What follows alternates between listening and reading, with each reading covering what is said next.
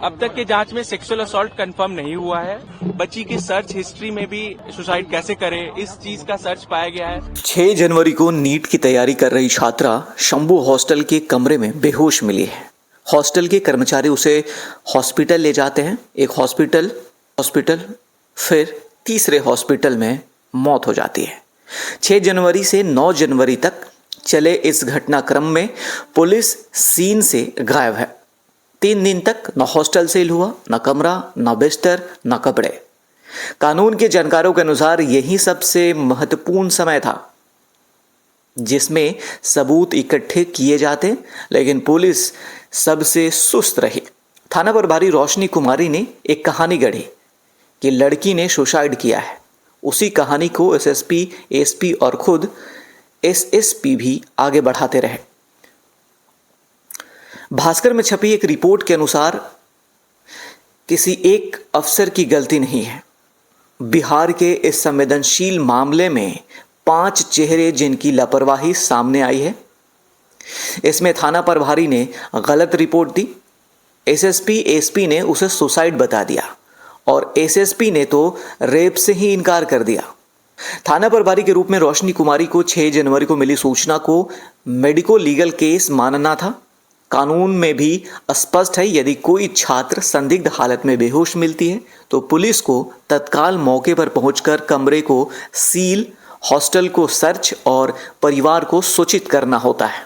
उन्हें चाहिए था कि वे एफआईआर की प्रक्रिया शुरू कराती, फॉरेंसिक टीम बुलाती और अस्पताल में इलाज के दौरान किसी निष्कर्ष से बचती। 3 दिन तक पुलिस की गैरहाजिरी सबसे बड़ा सवाल है। इस दौरान हॉस्टल का कमरा खुला रहा, 3 लोगों को हिरासत में लेकर छोड़ दिया गया, लेकिन हॉस्टल की जांच नहीं हुई। सबसे गंभीर चूक ये रही कि थाना प्रभारी की शुरुआती रिपोर्ट ही आगे की पूरी जांच की बेसलाइन बन गई, जिसे बाद में कोई अधिकारी चुनौती देता नहीं दिखा। ये उसे क्रॉस चेक करने का प्रक्रिया भी नहीं की गई। एएसपी स्तर पर केस की रीअप्रेजल होती है।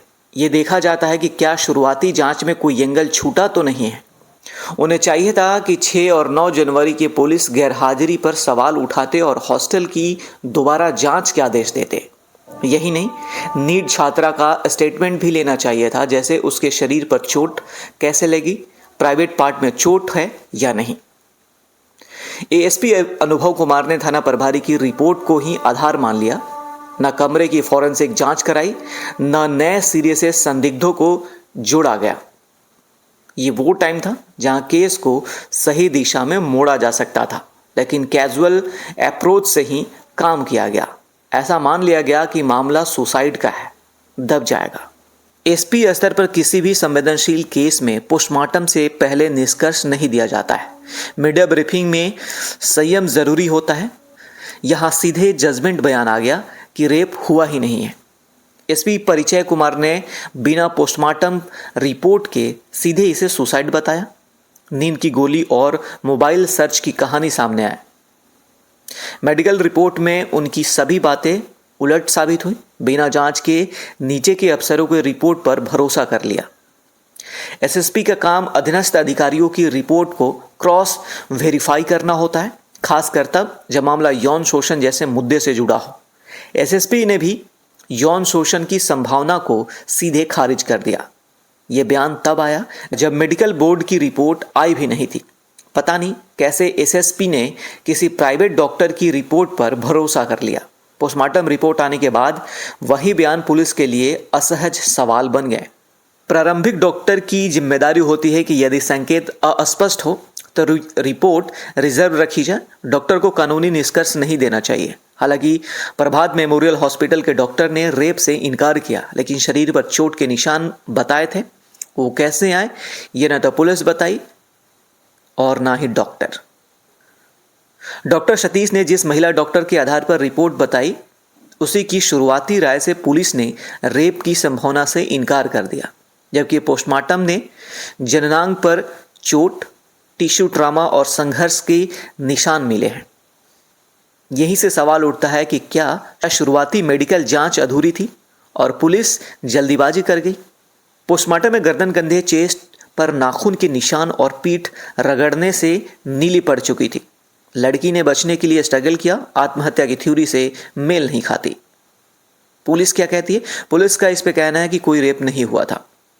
रिपोर्ट, इस पे जो रिपोर्ट आई है, प्राइवेट पार्ट में ताज़ा चोट, टिश्यू ट्रामा और ब्लीडिंग, मेडिकल ओपिनियन के मुताबिक फोर्सफुल पेनिट्रेशन किया गया, एक से ज़्यादा लोग हो सकते हैं। पुलिस, नींद की दवाइयों का ओवरडोज। रिपोर्ट, लड़की का चेस्ट को नोचा गया, कंधे पर गहरे नाखून का निशान, पीठ पर रगड़, ये सब ओवरडोज से नहीं हो सकता। मामले के तूल पकड़ने के बाद पुलिस ने छात्रा को पोस्टमार्टम मेडिकल बोर्ड से कराया। पूरी प्रक्रिया की वीडियोग्राफी कराई गई। पोस्टमार्टम रिपोर्ट में शरीर पर संघर्ष के निशान और यौन हिंसा से जुड़े मेडिकल संकेत सामने आए। विवाद बढ़ने पर पुलिस ने पोस्टमार्टम रिपोर्ट को सेकंड ओपिनियन के लिए उच्च चिकित्सा संस्थान भेजा।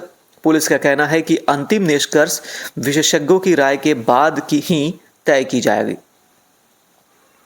शंभू गर्ल्स हॉस्टल के वार्डन और कुछ कर्मियों से बातचीत की गई। पुलिस के अनुसार छात्रा को अस्पताल ले जाने और उस दौरान हुई गतिविधियों को लेकर बयान दर्ज किए गए हैं। हॉस्टल संचालक को जेल भेजा गया। पुलिस ने दावा किया है कि छात्रा के हॉस्टल आने जाने के रास्ते और आसपास के इलाकों के सीसीटीवी फुटेज खंगाले जा रहे हैं। मोबाइल कॉल डिटेल और डिजिटल डेटा की भी जांच की जा रही है। घटना के बाद हुई विरोध प्रदर्शन, तोड़फोड़ और आगजनी की घटनाओं को लेकर पुलिस ने अलग से एफआईआर दर्ज की है। इस मामले में वीडियो फुटेज के आधार पर पहचान कर कार्रवाई की बात कही गई है। मामले की गंभीरता और पुलिस की शुरुआती भूमिका पर उठे सवाल के बीच डीजीपी ने विशेष जांच टीम एसआईटी गठित कर दी है। एसआईटी को अब पूरे घटनाक्रम की जांच करेगी। एसपी के नेतृत्व में एसआईटी गठित की गई है, जिसमें 2 डीएसपी और 2 इंस्पेक्टर शामिल हैं। चलिए अब समझ लेते हैं कि आखिर एसआईटी क्या क्या जांच करेगी। 7 पॉइंट को समझ लेते हैं। एसआईटी ये जांच करेगी कि पुलिस को सूचना कब मिली और एफआईआर डीडी एंट्री क्यों नहीं हुई। हॉस्टल और छात्रों के कमरे को सील क्यों नहीं किया गया। बेडशीट, कपड़े, बाथरूम, दरवाजे के सबूत सुरक्षित किए गए या नहीं। डॉक्टर की शुरुआती जांच किस आधार पर बनी। पुलिस ने उसी को अंतिम क्यों मान लिया। मेडिकल बोर्ड से पहले रेप नहीं हुआ, बयान क्यों नहीं दिए गए। 3 लोगों को क्यों और किस आधार पर छोड़ा गया। क्या उनके मोबाइल, लोकेशन, कॉल डिटेल की जांच हुई या वे हॉस्टल छात्रा या स्टाफ से जुड़े थे। मोबाइल से सुसाइड सर्च की कहानी किसने और कब बनाई। क्या डेटा फॉरेंसिक तरीके से निकाला गया। क्या यह डेटा नैरेटिव फिट करने के लिए इस्तेमाल हुआ। एसएसपी एसपी के पास कौन सी रिपोर्ट रखी गई। किसने सेक्सुअल असॉल्ट की संभावना खारिज करने की सिफारिश की। क्या किसी ने असहमति नोट की थी। शरीर पर चोटें पहले क्यों दर्ज नहीं हुई। किस स्तर पर यह गैप पैदा हुआ। क्या ये लापरवाही थी या दबाव में किया गया निर्णय। अफसरों की भूमिका पर सवाल। थाना प्रभारी ने एफआईआर में देरी क्यों की। बाकी अफसरों ने कैसे उसी रिपोर्ट को सही मान लिया। चलिए अब जान लेते हैं कि आखिर परिवार के क्या आरोप हैं। परिवार का कहना है कि पुलिस ने एफआईआर में ही देरी की, मामले को गंभीरता से लिया ही नहीं। मेरी बेटी के शरीर पर खरोच के निशान थे, मैं कहता रहा पर पुलिस ने सुनी नहीं। एफआईआर दर्ज होने के बाद हॉस्टल प्रबंधन की ओर से समझौते की बात की गई। हॉस्टल की साख खराब ना हो इसके लिए पैसे का ऑफर किया गया। शिकायत आगे न बढ़ने का दबाव बनाया गया। पुलिस, हॉस्टल संचालक और रिपोर्ट बनाने वाले डॉक्टर एक दूसरे से मिले हैं।